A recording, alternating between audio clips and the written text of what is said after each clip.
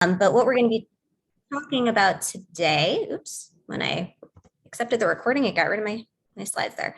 What we're going to be talking about today is clinician well-being, a systems approach. And this is a topic that's kind of near and dear to my heart, particularly based on some of what I teach in our curriculum at NeoMed. And I will talk more about the systems approach aspect as we're progressing.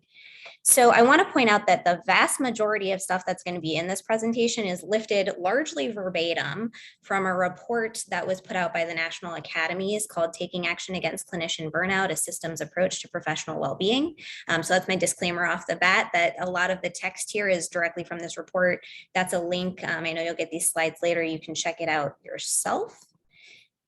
The report starts out by sort of summarizing what burnout is and discussing some prevalence. And I'll point out that the prevalence statistics that are here are pre-COVID. And I think that's important because there's a lot of data coming out to indicate that those numbers have only increased. So burnout is defined as a syndrome characterized by high emotional exhaustion, high depersonalization and cynicism, and a low sense of personal accomplishment from work. And probably those of us who have worked clinically on the front lines have felt some or all of these things at one point or another in our career. By and large, it's thought to result from a chronic imbalance of high job demands with inadequate resources to meet those demands. And again, in the pre-pandemic era, this was roughly 2019, I believe, surveys indicated that 35 to 54% of physicians and nurses had substantial symptoms of burnout, and 45 to 60% of medical students and residents. So those are huge numbers. And again, that was pre-COVID. So those are pretty startling statistics. Why does burnout matter? Why are we paying attention to it? Why should we care? Clinicians who are burned out have a greater risk of having patient safety incidents and malpractice claims, decreased professionalism, poor patient satisfaction, poor communication, both with colleagues and patients, increased absenteeism, presenteeism, and turnover, and decreased productivity. And because of all of those things, the National Academy was asked to undertake a study to examine evidence about the causes and the consequences of burnout, as well as potential approaches to address it. And so one of the things that really attracted me to this particular article was that it looked at a systems model, because whenever I see a problem that you're seeing, I don't know, 50% or more of the population is struggling with, it's really hard for me personally to believe that it's a problem with every single one of those individuals as opposed to a larger systemic or structural issue. So I liked that they were looking at this from a systems level. And what you can see here is a diagram that, again, was embedded directly in their report. And what they looked at was sort of these concentric circles of frontline care delivery embedded within healthcare organizations, embedded within the external environment, how all of those work system factors collectively were sort of mediated through the individual factors that we each bring to our work and result in some continuum of clinician burnout to professional well-being. And I think that's another point to highlight, that it really is a continuum. You're not either burnt out or totally fine. Most of us operate on somewhere in that spectrum. And again, it has consequences for us as clinicians, it has consequences for the patients we serve, our organizations that we work within, and society at large. And so looking at those concentric circles a little bit deeper, that frontline care delivery circle involves our local organizations, the technologies that we work with every day, our physical environment, the activities that we're doing as clinicians, and those all live within our healthcare organizations. And our healthcare organizations are impacted by their leadership and management, by the way they are governed, by the organizational rewards and benefits that are part of our structures. And those, again, are embedded within the external environment, the healthcare industry at large, the laws and regulations that govern us, and our societal values as a whole. And so what they looked at, again, were some specific work systems factors and that chronic imbalance between job demands and job resources. Some of those job demands you can see listed here: workload, work schedules, inadequate staffing, administrative burdens, workflow interruptions or distractions, technology that may or may not be user-friendly, time management, encroachment on personal time, moral distress, and patient factors. And then the resources, the things that help to mitigate those job demands, are the meaning and purpose that we find in our work, a positive organizational culture, alignment of our values and our expectations, any control or flexibility or autonomy that we may have in our job, rewards, again, be those internal or external, the professional relationships and social support that we get from our work, and then work-life integration. So sort of that opposite of the whole encroachment on personal time that you see on the left-hand column.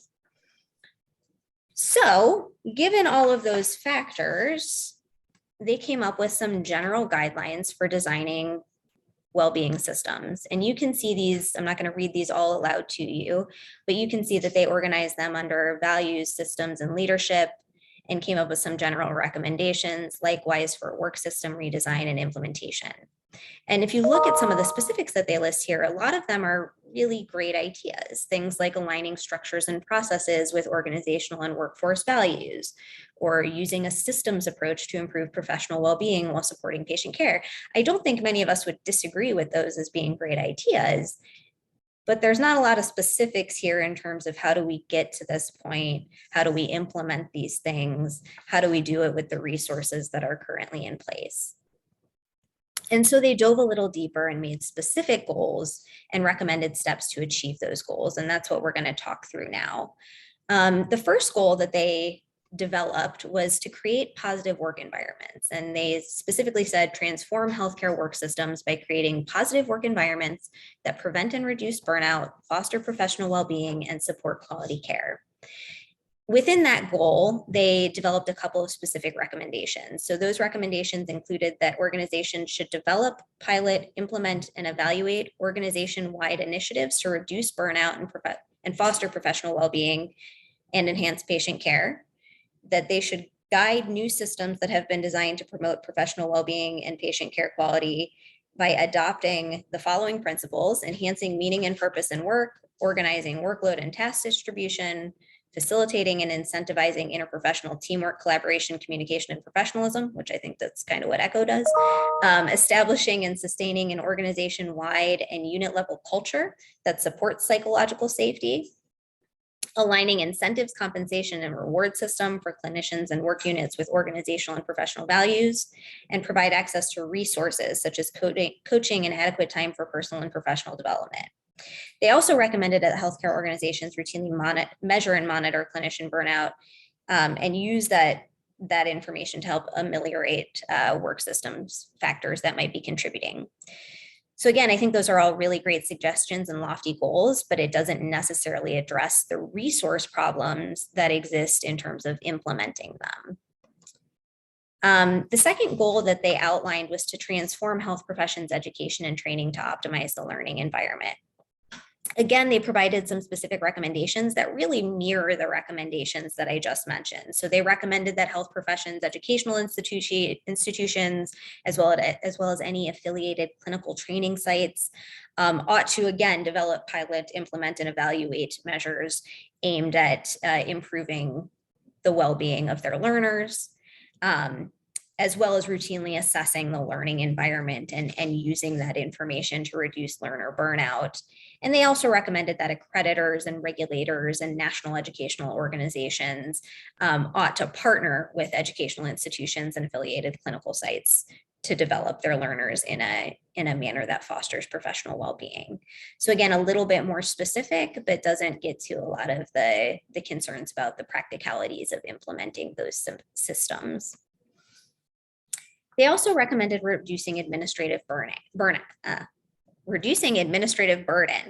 And they define that as preventing and reducing the negative consequences on well-being resulting from laws, regulations, policies, and standards, which is interesting because these again really get to those system level factors, but they aren't factors that individual clinicians or organizations really have a lot of control over. So this recommendation was really aimed at sort of those standard setting organizations. So federal government entities, state level entities, things like the Department of Health and Human Services or Department of Medicare and Medicaid, to really truly assess the regulations that they have in place and determine what the effects are on patient care, what the effects are on the clinicians who are needing to execute all of these standards, and to consider what can be done to maintain patient safety while reducing some of those administrative documentation, et cetera, burdens that exist in supporting those standards that they set. So again, this one isn't really aimed at healthcare organizations or at educational organizations. It's aimed more at policymakers. The fourth goal that they set was through collaboration and engagement of vendors, clinicians, and expert health information technology system developers, that we ought to optimize the use of health information technologies to support clinicians in providing high quality patient care.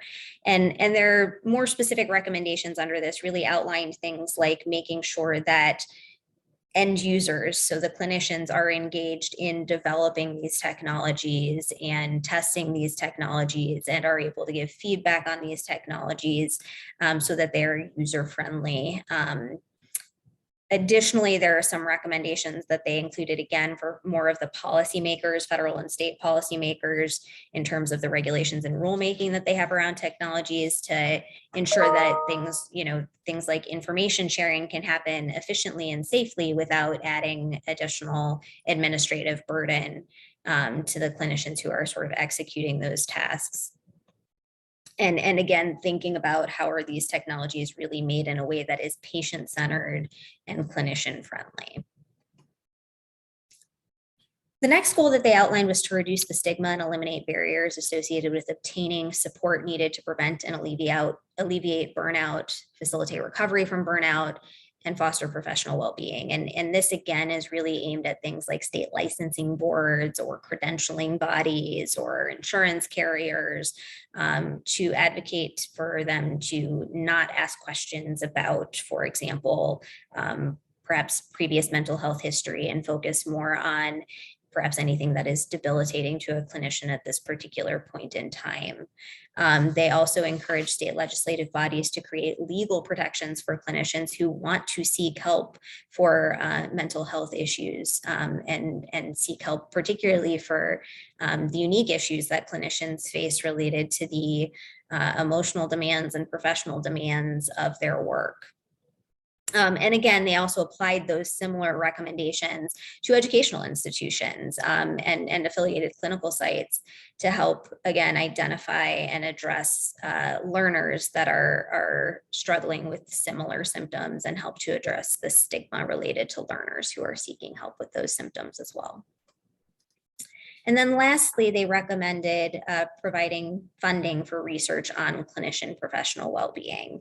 And they actually recommended that by the end of 2020, again, these recommendations were set in 2019, that federal agencies develop a coordinated research agenda around clinician well-being. And they also recommended that they look at public-private partnerships to do the same, to again look at these issues in a systematic way in terms of the research that they are doing. So this next slide is not something that was mentioned in the health systems report from the national academies. This was a more recent development. Some of you may be aware of this. It came out of the COVID crisis. And it's named for Dr. Lorna Green, who was an emergency medicine physician who committed suicide during COVID, really towards the beginning of the COVID pandemic. And what this act does is it establishes, you can see this is language lifted directly from this legislation. It establishes grants and requires other activities to improve mental and behavioral health among healthcare providers. And it has funding attached. It has $35 million per year attached from 2022 through 2024. It charges the Department of Health and Human Services to conduct a campaign to encourage health providers to seek support and treatment for mental and behavioral health concerns, and to disseminate best practices to prevent suicide and improve mental health resiliency among healthcare providers, again, with funding attached for the 3 years coming up. And it also charges HHS with studying and developing policy recommendations on improving mental and behavioral health among healthcare providers, removing barriers to accessing care and treatment, and identifying strategies to promote resiliency. And that is the end of the formal presentation. You can see there the references. Again, it links to them. I'm really interested in the thoughts that people have around this. I have